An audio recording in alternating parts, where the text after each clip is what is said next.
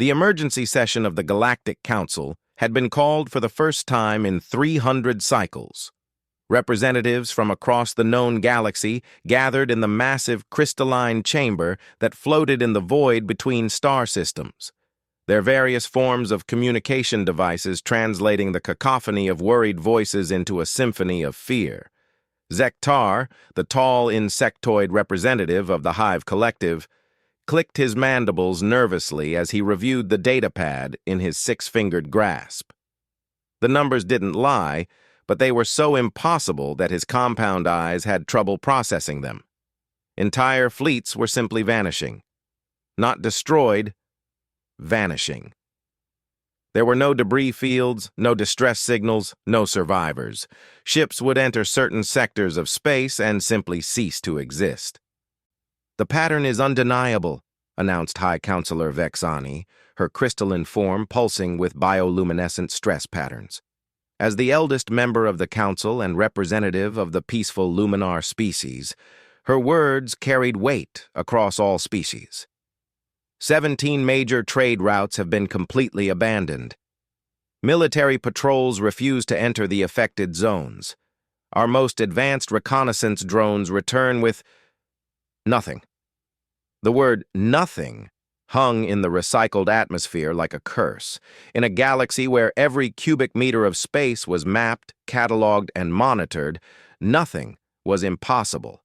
Yet here they were, facing exactly that. Commander Thex of the warrior Brutok clan slammed his massive fist on the council table, causing several smaller representatives to jump in their seats. His species had conquered dozens of worlds through sheer military might, but even they had learned to fear these mysterious disappearances. "This is unacceptable. We are the dominant species of this galaxy. We have technology beyond the comprehension of primitive worlds.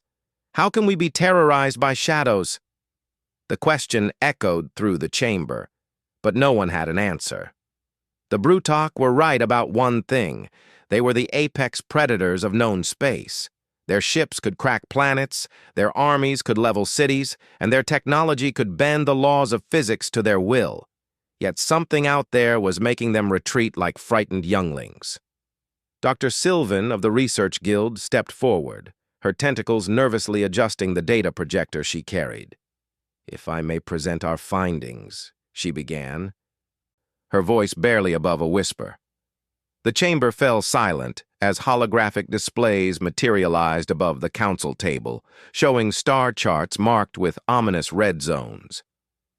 "The disappearances began 18 months ago in the Outer Rim territories," she continued, her tentacles pointing to various locations on the map. "Initially, we assumed it was piracy or some natural phenomenon. Space is vast, and ships do occasionally encounter unexpected hazards." The red zones on the map began to pulse and expand as Dr. Sylvan manipulated the display. However, the pattern became clear within 6 months. The affected areas are not random.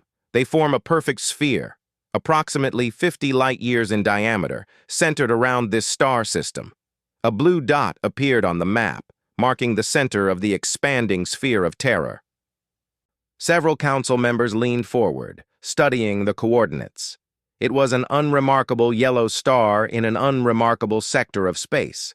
According to their records, it contained several planets, including one that showed signs of primitive life. "The Sol System," read Counselor Vexani from her own datapad. "Our surveys classified it as containing pre-spaceflight civilizations. The dominant species on the third planet was noted for their unusual aggression levels, but they were deemed no threat to galactic civilization." Commander Thex growled, a sound that made several representatives edge away from him. "You're suggesting that these primitive beings are responsible for our losses? Impossible! They don't even have faster-than-light travel." Dr. Sylvan's tentacles writhed with anxiety as she continued her presentation. "That's what makes this so disturbing, Commander. Our long-range sensors show no advanced technology in the Sol system, no energy signatures consistent with spacefaring civilizations, no communications beyond primitive radio signals, and yet..." She manipulated the display again, showing a timeline of the disappearances. Every single vanished ship was last detected heading toward or near the Sol system. Furthermore, the rate of disappearances has been accelerating. What started as isolated incidents has become a systematic clearing of our presence from that entire region of space. The chamber erupted in worried chatter. Representatives began speaking in their native languages, overwhelming the translation systems with a babel of fear and confusion. Some species were calling for immediate military action, others for complete withdrawal from the affected sectors. High Counselor Vexani raised her crystalline hand, and the chamber gradually fell silent. Her bioluminescent patterns had shifted to deep purples and blues, colors associated with grave concern in her species. "There is more to report," she announced, her voice carrying across the vast chamber.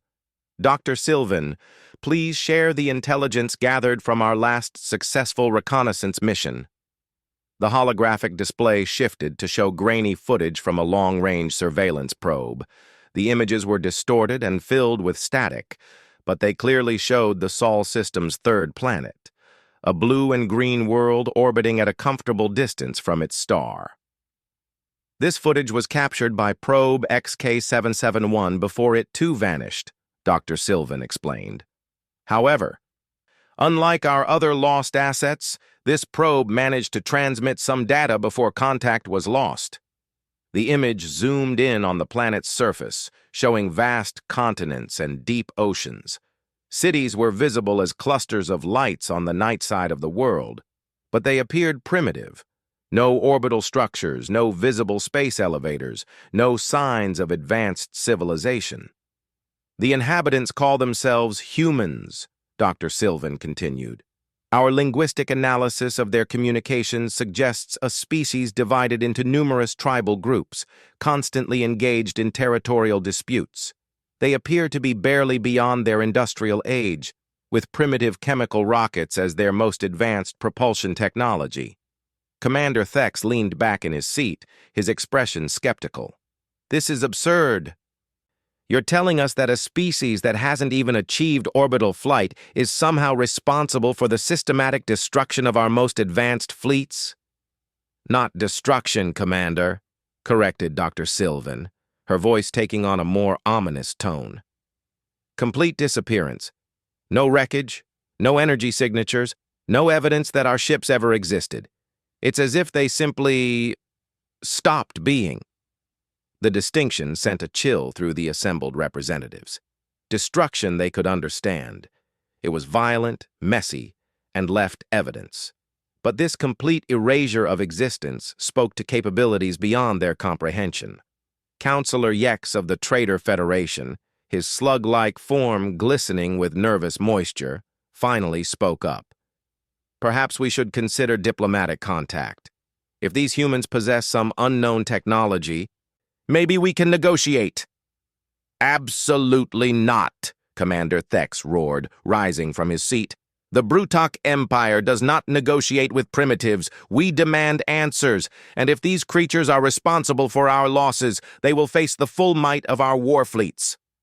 Dr. Sylvan's tentacles curled in what her species considered a gesture of extreme worry. "Commander, with respect, we have already lost 17 battlecruisers, 43 destroyers, and countless smaller vessels. Our most advanced ships, equipped with technology these humans shouldn't even be able to comprehend, have simply vanished. Perhaps caution would be—" "Cowardice will not solve this problem," Thex interrupted. "Fear is what has brought us to this point. We see shadows and imagine monsters. These humans are primitive, regardless of whatever tricks they might have stumbled upon. One properly equipped battle group will end this nonsense." High Counselor Vexani's patterns shifted again, this time to the deep red of formal concern. "The decision before us is clear, but the consequences may be far-reaching. Do we send another expedition to the Sol system, knowing that we may be adding to our losses? Or do we declare that region of space off-limits and accept that a primitive species has somehow claimed dominion over 50 light-years of galactic territory?" The vote when it came, was closer than anyone expected. The warrior species, led by the Brutok, demanded military action. The more peaceful species urged caution and withdrawal. The merchant guilds worried about the economic impact of lost trade routes. In the end, fear won over wisdom. "The motion passes by a margin of 7 votes, announced Vexani, her patterns now a sickly yellow of resigned acceptance. Fleet Admiral Caxon will lead Battlegroup Omega to the Sol system to investigate these disappearances and, if necessary, eliminate any threat to galactic civilization." Admiral Caxon, a veteran Brutok warrior whose scars told the story of a dozen conquered worlds, stood and saluted. "The enemy will be identified and destroyed, High Counselor. Whatever primitive tricks these humans have learned, they will not stand against the might of the galactic fleet." As the council session ended and representatives began filing out of the chamber, Dr. Sylvan remained at her station, studying the data one more time. Something about this whole situation felt wrong to her scientific mind. Primitive species didn't develop technology capable of making advanced starships vanish without a trace. There were no known physics that could accomplish such a feat without leaving some signature, some evidence of the process. Her tentacles moved across her datapad, pulling up the last transmission from probe XK7701. Hidden in the static and interference was something that had bothered her since the first analysis. She enhanced the audio, filtered out the background noise, and listened to the final seconds before contact was lost. There, buried beneath the electronic chaos, was a sound that made her species' equivalent of blood run cold. It was a voice, definitely human, speaking in one of their primitive languages. The translation was rough, but the meaning was clear enough. "Welcome to Earth. You picked the wrong neighborhood." Dr. Sylvan sat back, her tentacles trembling as the implications hit her. This wasn't a primitive species stumbling upon unknown technology. This was something else entirely, something that spoke with casual confidence about matters that should have been beyond their comprehension. She quickly encrypted the audio file and prepared to send it to Admiral Caxon's fleet. Perhaps with this additional intelligence, the battle group might have a better chance of survival. But even as she transmitted the data, Dr. Sylvan couldn't shake the feeling that they were making a terrible mistake. In her laboratory quarters, she pulled up the classified files on Deathworld species, worlds whose evolutionary pressures had produced organisms of exceptional lethality.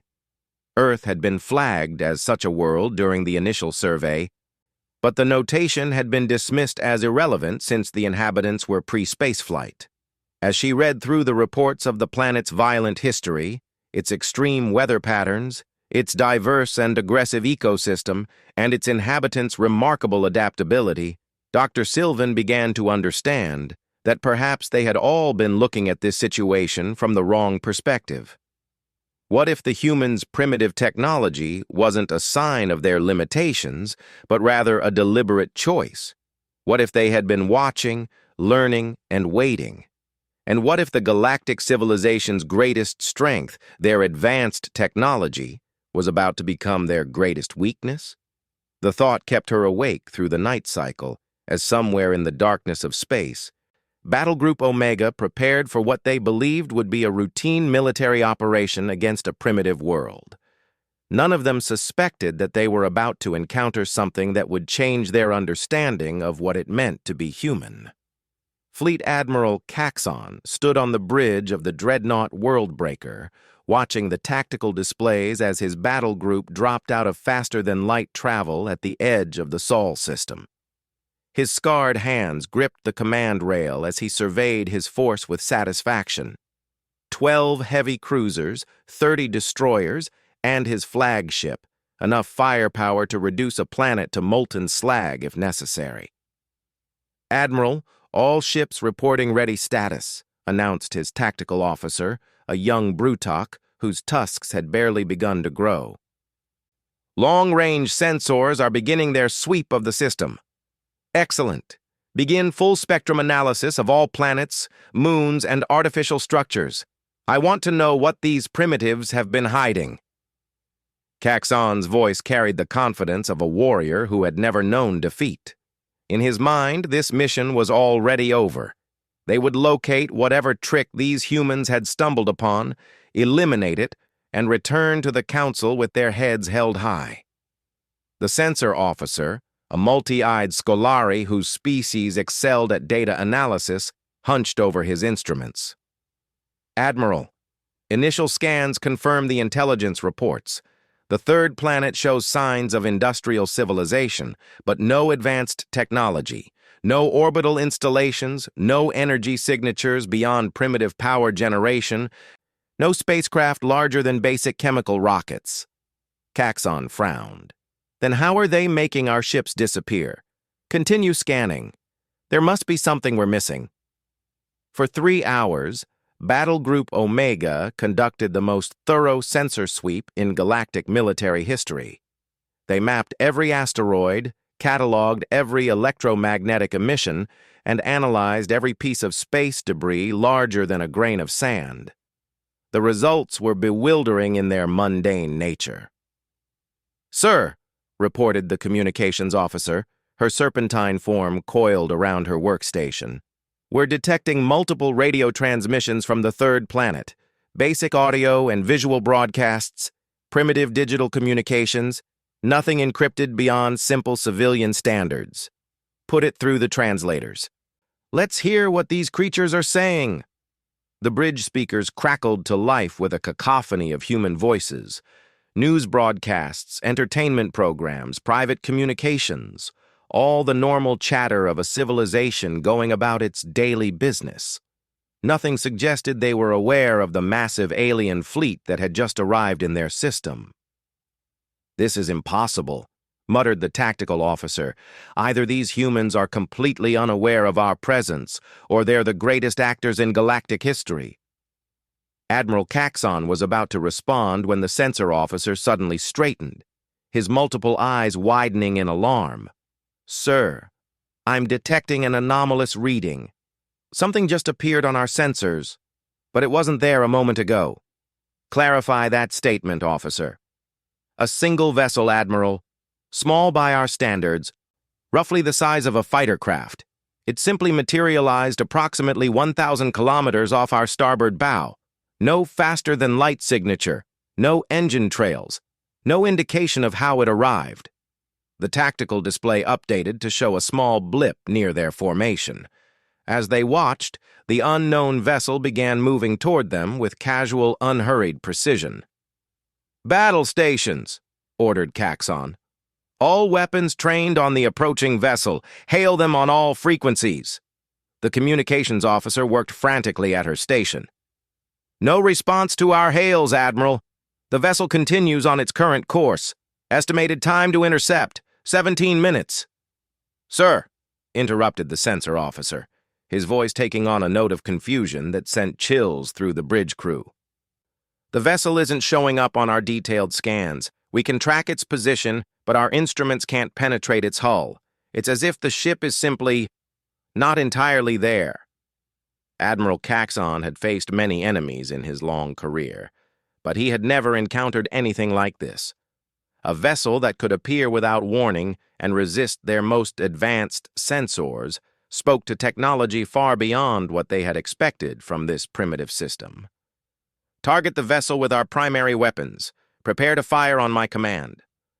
The dreadnought's massive particle cannons swiveled toward the approaching craft. These weapons had leveled cities and cracked moon-sized asteroids. Whatever technology the humans possessed, it couldn't possibly withstand the focused firepower of a galactic dreadnought. Firing solutions locked. "Admiral," reported the weapons officer. "Fire!" The space between the world breaker and the human vessel lit up with devastating energy. Particle beams that could melt through battle armor struck the small craft with enough force to vaporize a city block. The bridge crew watched the tactical display expectantly, waiting for the inevitable explosion that would mark the end of their mysterious opponent. Instead, something impossible happened. The human vessel continued on its course, completely unaffected by weapons that should have reduced it to constituent atoms. Worse, there was no indication that the energy beams had even made contact. The weapon signatures showed successful firing, but there was no explosion, no debris, no energy discharge consistent with a target being struck. "Report!" barked Admiral Caxon. "Sir, our weapons fired successfully, but—" The weapons officer paused, checking and rechecking his instruments. "Sir, the target shows no damage. In fact, our sensors indicate that our weapons never made contact with the vessel." "That's impossible. We have visual confirmation of weapon impact." "Yes, sir. But our instruments disagree with our eyes." As if responding to their confusion, the human vessel suddenly accelerated, not with the gradual increase of conventional propulsion, but with an instantaneous change from leisurely approach to combat velocity that should have reduced any crew to paste from the acceleration forces. "Evasive maneuvers!" Caxon shouted, but it was already too late. The small human craft swept through his formation like a predator among prey. It moved in ways that defied physics: sharp turns at impossible speeds, acceleration that ignored inertia, and most disturbing of all, the ability to phase in and out of normal space as if the laws of reality were merely suggestions. "Admiral, the destroyer." "Talon's Edge is reporting system failures," announced the communications officer. "Their weapons, shields, and propulsion are all offline. They're dead in space." "What happened? Did the human vessel attack them?" "Sir, the human vessel never fired a shot. It simply passed near them. The Talon's Edge." Reports that their systems just stopped working.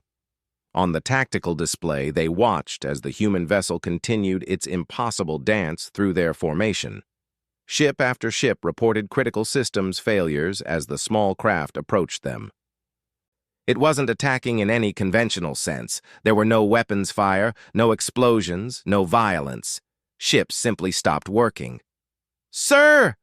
The sensor officer's voice cracked with strain. "I'm reading massive spatial distortions throughout our formation.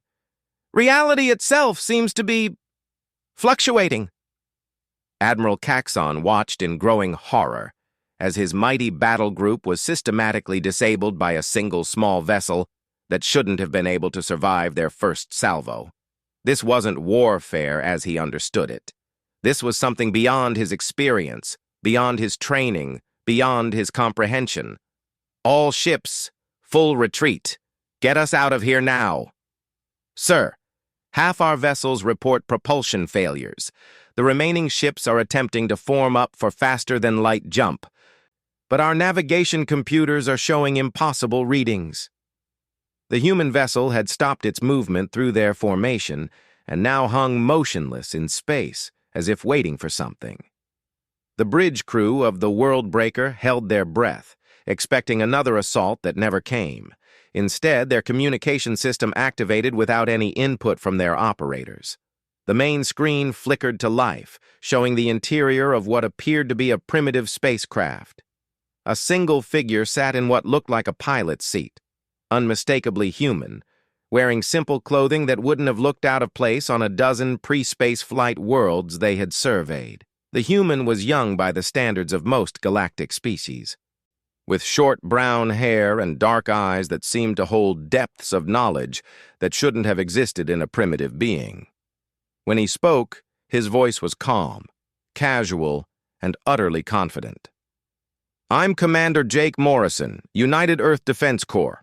You gentlemen seem to have gotten lost." Admiral Caxon found his voice after a moment of stunned silence.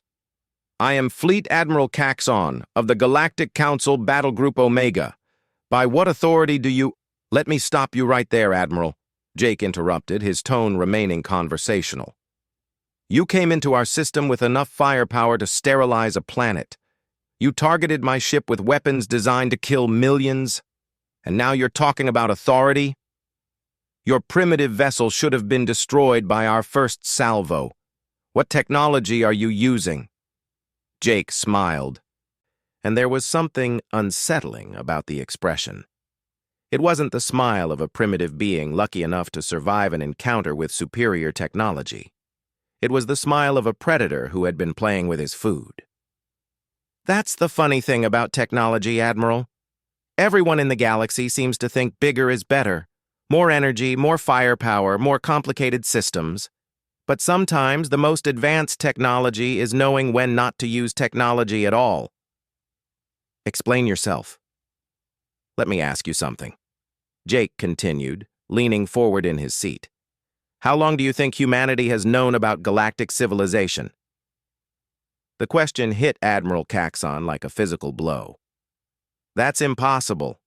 Our surveys show you have barely achieved industrial development. Your surveys show what we wanted them to show. We've been watching you for a very long time, Admiral, studying your technology, your tactics, your weaknesses. Did you really think a species could survive on a world like Earth without learning how to deal with bigger, stronger predators? The implications of Jake's words began to sink in throughout the bridge. Dr. Sylvan's research had classified Earth as a death world, but none of them had truly considered what that meant. They had focused on the planet's hostile environment without considering what kind of mentality it would produce in its dominant species. The ships that disappeared, Admiral Caxon said slowly. What happened to them? They're safe, Jake replied. Completely unharmed, actually. We have a very nice facility where we've been studying your technology and interrogating your crews. Everyone's being treated well, I assure you. Interrogating our crews? For what purpose? Jake's expression grew more serious. To understand your civilization, Admiral. To learn whether the galactic community represents a threat to humanity's survival. Your species and your allies have impressive technology, but you use it like children playing with tools they don't understand. You assume that because you can build bigger weapons and faster ships, you're automatically superior to anyone who can't. Are you threatening the Galactic Council? I'm explaining reality to you. Humanity has had thousands of years to develop strategies for dealing with technologically superior opponents. We've fought wars where the only way to survive was to be smarter, more adaptable, and more ruthless than enemies who outgunned us completely. Your technology is impressive, but it's also your weakness. As if to demonstrate his point, Jake gestured to something off-screen. Throughout the disabled battle group, ships began reporting that their systems were coming back online. Weapons, shields, propulsion, communications, everything that had mysteriously failed was now mysteriously working again. How?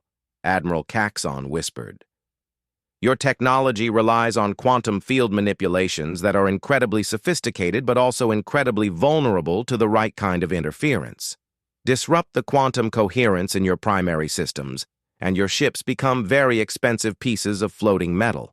The interesting thing is, you can do this without using any technology at all, if you know exactly how those quantum fields interact with localized space-time distortions. Jake paused, letting that sink in. Humans have been masters of improvisation for our entire evolutionary history. When you're fighting for survival against predators that are bigger, faster, and stronger than you are, you learn to use every advantage you can find, including advantages that your opponents don't even realize exist. What do you want from us? Admiral Caxon asked, his voice barely audible. Nothing, Admiral. Absolutely nothing. We want to be left alone to develop our civilization in peace. Your people can go on ruling your little galactic empire, trading with each other, fighting your small wars, and pretending you're the masters of the universe. Just do it somewhere else. The Council will never accept this. They'll send more fleets. Jake's smile returned, and this time Admiral Caxon understood why it was so unsettling. It was the smile of a hunter who had just spotted fresh prey. Admiral, do you know how many ships the galactic civilization has lost in the last 18 months?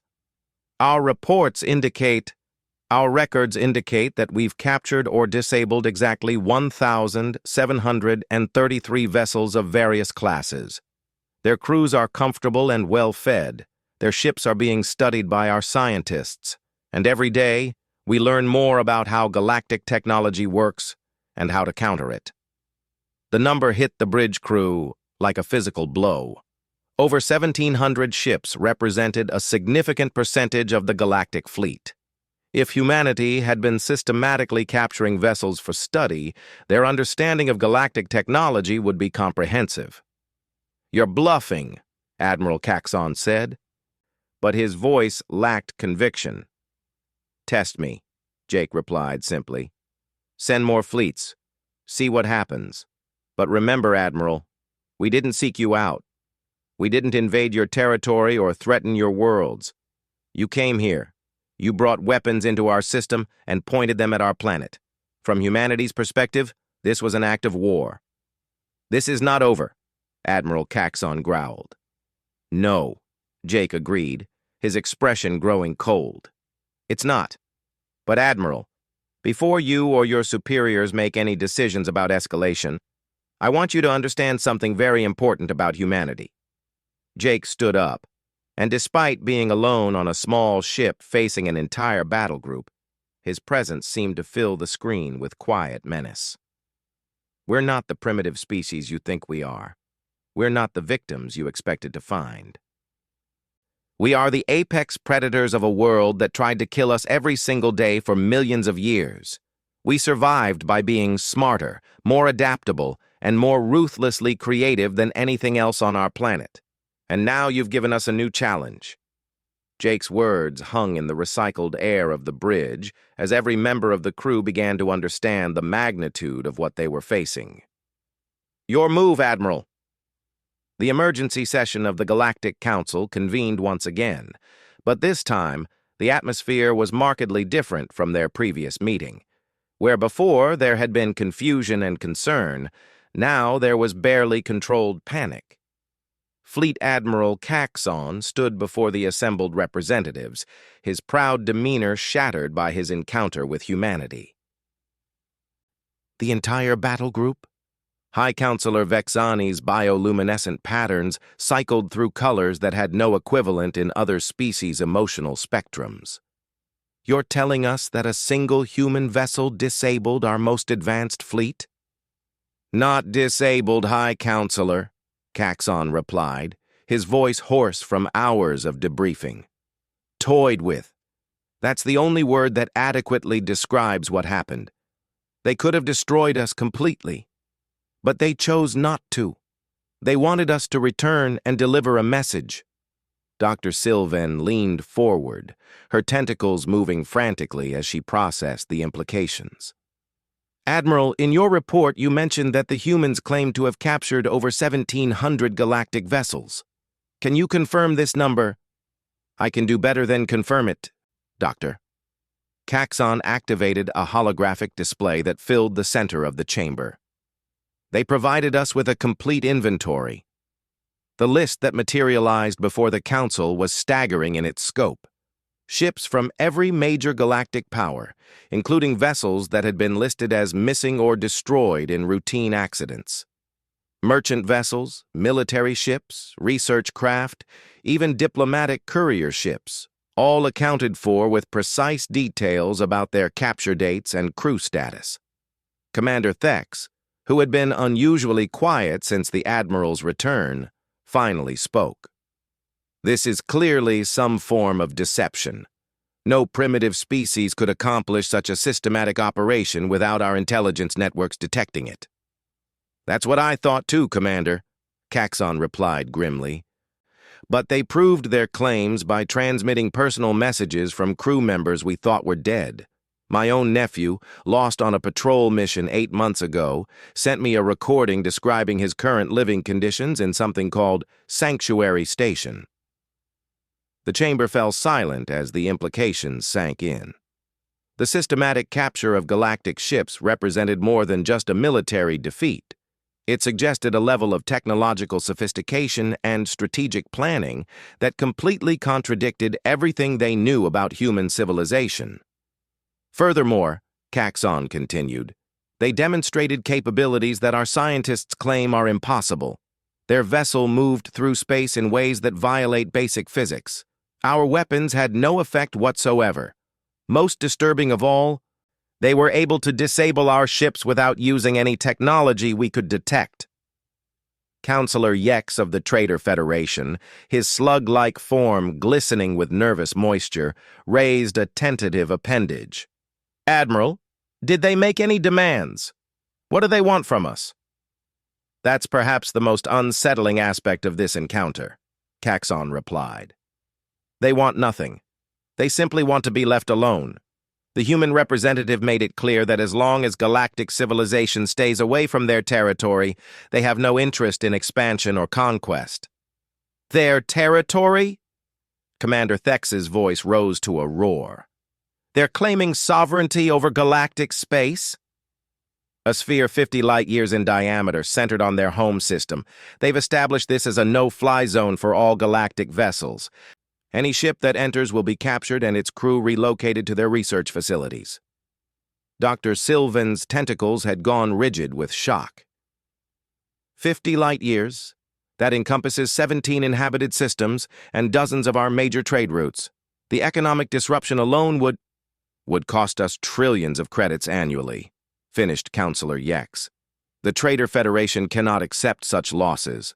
There must be some way to negotiate with these humans. High Counselor Vexani's patterns had shifted to deep purple, indicating profound contemplation. "Dr. Sylvan, you've studied the initial reports on this species. In light of Admiral Caxon's encounter, what is your assessment of the situation?" Dr. Sylvan's tentacles curled and uncurled as she organized her thoughts. "High Counselor, I believe we have fundamentally misunderstood what we're dealing with. We classified Earth as a death world, but we focused on its environmental hazards rather than considering the psychological and technological implications of surviving on such a planet." She activated her own holographic display, showing a detailed analysis of Earth's ecosystem. "Look at these predator-to-prey ratios. Examine the frequency of mass extinction events. Consider the level of competition for resources. This isn't just a dangerous world. It's a planet that has been conducting natural selection experiments in survival and adaptation for millions of years." The display shifted to show humanity's historical development. Their technology didn't develop along the same path as galactic civilization because they faced different challenges. While we advance through cooperation between species and sharing of resources, humans advance through constant competition with their own environment and each other. "What are you suggesting, Doctor?" asked Vexani. "I'm suggesting that we're not dealing with a primitive species that stumbled upon advanced technology. We're dealing with a species that has developed a completely different approach to technology. One that emphasizes adaptability, efficiency, and unconventional solutions rather than raw power." Commander Thex slammed his fist on the table again. "Enough philosophy. There's still just one species on one world. We have thousands of inhabited systems and millions of ships. If necessary, we can blockade their entire region of space." Admiral Caxon turned to face the Brutok commander. "With respect, sir, I don't think you understand what we encountered out there. The human vessel didn't just disable our ships, it demonstrated complete mastery over the fundamental forces that power our technology. They found ways to counter our most advanced systems using principles that our scientists don't even recognize as possible. Then we'll develop new technology. We'll adapt our systems to be immune to their interference." Dr. Sylvan's tentacles writhed in agitation. "Commander, you're still thinking in conventional terms. What if their advantage isn't technological? What if it's conceptual? What if they approach problems in ways that we literally cannot comprehend because our entire civilization has developed along different evolutionary lines?" The argument that followed lasted for hours, with representatives taking various positions on how to respond to the human threat.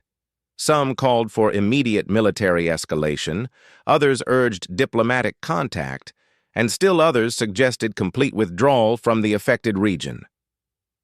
Through it all, Admiral Caxon sat quietly, remembering the casual confidence in Commander Morrison's voice and the terrible implications of his final words.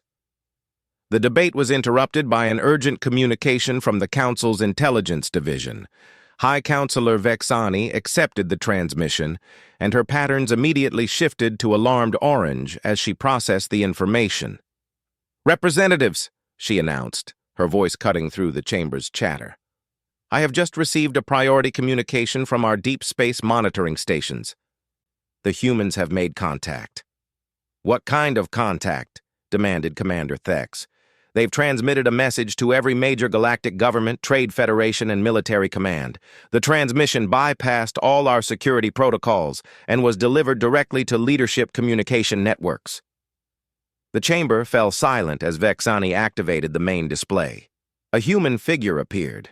Not Commander Morrison, but an older individual wearing what appeared to be formal attire. Her hair was gray, her expression serious but not hostile, and she spoke with the authority of someone accustomed to command. "I am President Sarah Chen of the United Earth Government. I'm addressing the leadership of galactic civilization to clarify humanity's position regarding recent events in our region of space." President Chen paused, allowing her words to sink in before continuing. "Over the past 18 months, Earth has been visited by over 1,700 vessels from various galactic powers. In every case, these ships entered our territory without permission, often armed with weapons capable of destroying entire planets. Under any reasonable definition, these were acts of war."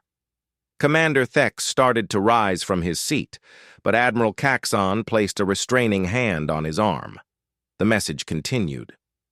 "However, humanity recognizes that galactic civilization may not have intended these incursions as hostile acts. It's possible that you simply didn't realize this region of space was inhabited by a space-faring species. Therefore, we have treated your crews as honored guests rather than prisoners of war." The implications of her words sent a chill through the assembled representatives. The humans weren't just claiming to have captured galactic ships. They were framing the entire situation as an act of mercy on their part. "We have established a 50-light-year exclusion zone around our home system. This territory is clearly marked and patrolled by Earth Defense Corps vessels. Any ship entering this zone without prior authorization will be detained, but its crew will be treated according to the highest standards of interstellar law." President Chen's expression grew more serious. "We want to make our position absolutely clear. Humanity has no interest in conquest, expansion, or interference with galactic civilization. We simply want to develop our own society without external interference. The exclusion zone represents our minimum requirement for achieving this goal. Furthermore, we want to emphasize that this arrangement is non-negotiable. Earth has invested considerable resources in establishing our defensive capabilities, and we will not hesitate to use them if our sovereignty is threatened. However, we prefer peaceful coexistence to unnecessary conflict." The President paused again, and when she spoke next, her voice carried an undertone that reminded every listener of Commander Morrison's quiet menace. "We hope that galactic civilization will choose to respect our boundaries and work with us to establish a mutually beneficial relationship. The alternative would be unfortunate for everyone involved." The transmission ended, leaving the council chamber in stunned silence. Finally, Dr. Sylvan spoke in a whisper that somehow carried to every corner of the vast space. "They're not threatening us," she said. "They're warning us. There's a difference." High Counselor Vexani's patterns had shifted to colors that her species associated with deep, philosophical contemplation. "The question before us is no longer whether we can defeat humanity in open conflict. The question is whether we want to learn what happens when we try." Over the following weeks, the galactic community struggled to come to terms with their new reality. Trade routes were rerouted around the human exclusion zone, military patrols were reassigned to other sectors, and intelligence agencies worked frantically to understand how an apparently primitive species had achieved technological superiority. The captured crews were released gradually, returned to their homeworlds with stories that seemed too incredible to believe. They spoke of human facilities that operated on principles beyond galactic understanding, of technology that seemed to bend reality itself, and of captors who treated them with courtesy while demonstrating casual mastery over forces that galactic science considered fundamental constants. Most disturbing of all were the reports of human research stations scattered throughout their exclusion zone, massive installations that had been built in complete secrecy, equipped with technology that incorporated captured galactic systems while adding improvements that enhanced their efficiency by orders of magnitude. Commander Thex, despite his initial protests, eventually recommended against military action. His final report to the Brutok High Command contained a single line that became legendary throughout galactic military circles.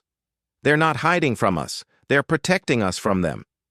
Dr. Sylvan continued her research into human civilization, but her focus shifted from trying to understand their technology to trying to understand their psychology.